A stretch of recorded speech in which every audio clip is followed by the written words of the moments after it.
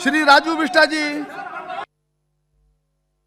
धन्यवाद सर, आपने बहुत ही महत्वपूर्ण विधेयक पे बोलने के लिए मुझे मौका दिया।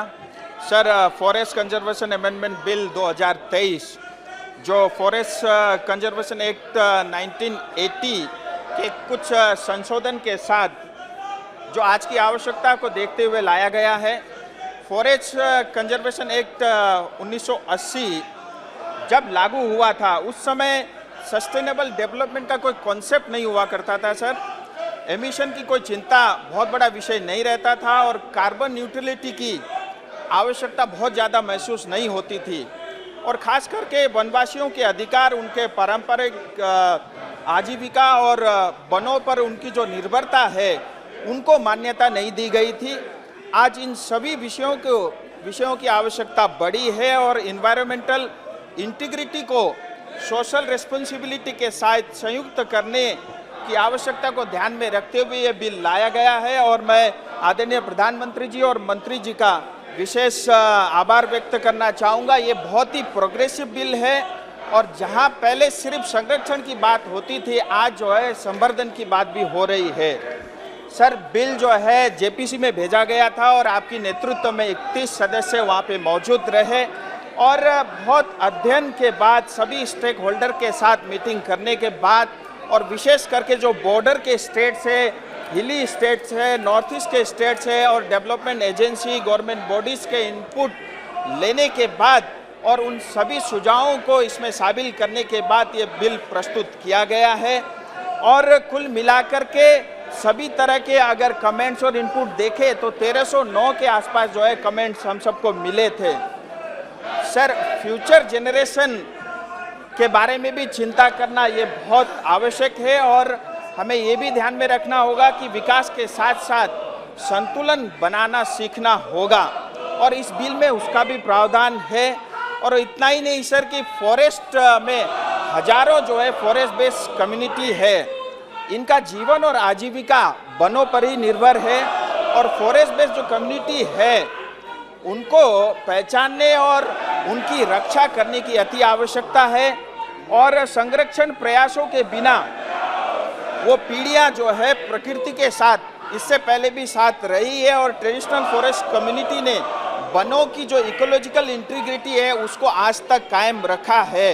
ये शायद पहली बार है जब फॉरेस्ट कम्युनिटी के अधिकारों को बहुत स्पष्ट स्पेसिफिक रूप से जो है परिभाषित इस बिल में किया गया है।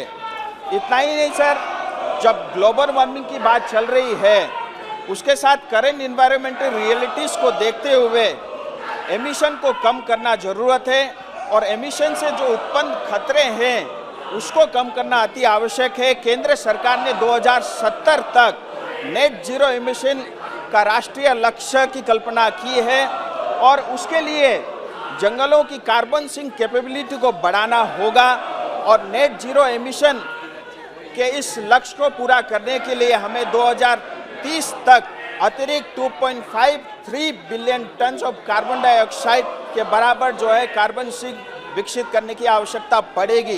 देश भर में 1/3 से ज़्यादा लैंड एरिया को फॉरेस्ट और ट्री से कवर करना होगा।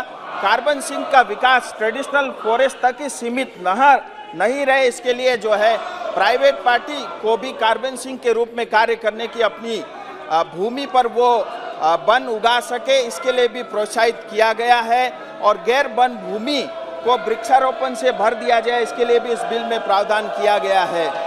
ये बिल देश के ओवरऑल फॉरेस्ट को बढ़ाने के लिए सक्षम है और इतना ही नहीं, ये बिल ये भी सुनिश्चित करती है कि लोगों की भागीदारी महत्वपूर्ण होगी कि इन्वायरमेंट और जो है नेट जीरो टारगेट को पूरा करने में हमें सफलता मिले।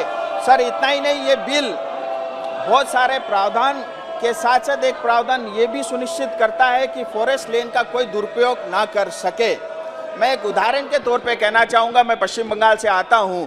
गोरुमरा हो, मानंदा हो, बक्सा हो, लातागुड़ी नेशनल पार्क और बहुत सारे वाइल्ड लाइफ सेंचुरीज जो डुवर्स में पड़ते हैं, आज वहाँ पे लगभग 50 से ज़्यादा रिजॉर्ट बने हैं और ये रिजॉर्ट जो है कोर फॉरेस्ट एरिया में बनाए गए हैं। ये कैसे संभव हुआ इसकी कोई कल्पना नहीं कर सकता है। राज्य सरकार ने अपने मित्रों को, कौड़ियों को दाम ये ज़मीन दे करके वहाँ पे इस तरह के जो है रिजॉर्ट बनाए हैं। और समय समय पर केंद्र सरकार अपने जो है पावर का यूज़ करते हुए और वहाँ पे जब भी आवश्यकता पड़ेगी उनका मार्गदर्शन करने के लिए भी प्रावधान करता है। सर, बिल राष्ट्रीय महत्वपूर्ण की जो परियोजना है, खास करके विशेष करके एलओसी हो, बॉर्डर एरिया के विकास कार्य में तेजी लाने के लिए हमें मदद करेगी। डिफेंस रिलेटेड समाप्त कीजिए या रेल लाइन हो या पब्लिक रोड हो, नेशनल सिक्योरिटी के कार्य करने में भी हमें ये बिल मदद देगी। सर, मैं यही समाप्त करता हूँ इस बिल को और मैं सभी से निवेदन करता हूँ कि सहमति के साथ ये बिल पारित हो। सर, मैं बस 1 मिनट और लूँगा। मुझे बड़ा दुख और खेद के साथ ये विषय आपके सामने रखना पड़ता है। सर, मणिपुर मेरी जन्मभूमि है और आज मणिपुर जल रहा है और मणिपुर की जनता इस सदन से अपेक्षा करती है कि कोई ठोस चर्चा हो और उनको समाधान मिले। और जिस तरह की बयानबाजी हो रही है, इससे मणिपुर की जनता के ऊपर में और चोट पहुंच रही है। आज 60,000 से ज्यादा लोग विस्थापित है और अलग अलग शिविरों में रह रहे हैं। देखिए, कृपया नारे मत लगाइए, घर जले हैं, नारे मत लगाइए, नारों में संसदीय भाषा का प्रयोग करिए, सिर्फ और सिर्फ राजनीति कर रही है। पालन कीजिए। दुर्भाग्य है। देखिए, मणिपुर कांग्रेस जो श्री प्रेमचंद्रन जी ने